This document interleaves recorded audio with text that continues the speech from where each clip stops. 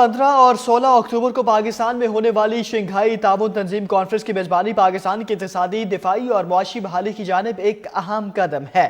مزید تفصیلات اسلام آباد سے جاوید اقبال بٹ کی اس رپورٹ میں۔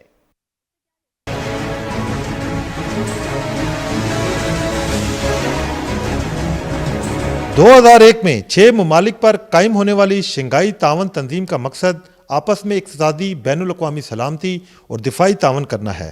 2005 سے پاکستان شنگھائی تعاون تنظیم کا مبصر ملک رہا، جبکہ 10 جولائی 2015 کو پاکستان اور بھارت کو رکنیت دے کر ایس سی او کے ممالک کی تعداد بڑھا دی گئی۔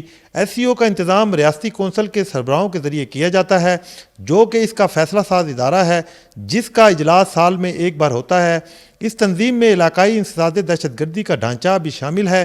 شنگھائی تعاون تنظیم کے 23ویں سربراہی اجلاس کی میزبانی پاکستان کے اقتصادی اور دفاعی تعاون میں بہتری لانے کی نوید ہے۔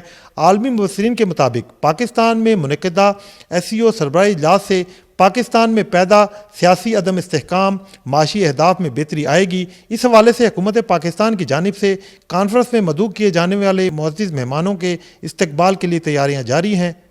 پاکستان میں ہونے والی شنگھائی تعاون تنظیم کانفرنس کی میزبانی نہ صرف پاکستان کا معاشی بحالی کی جانب ایک اہم قدم ہے، بلکہ دنیا کا پاکستان پہ اعتماد کا پیغام بھی ہے کہ پاکستان تجارتی سرگرمیوں کے لیے ایک بہترین اور محفوظ ملک ہے۔ کیمرہ مین سجاد خان کے ساتھ Javed Iqbal Butt K2 television اسلام آباد۔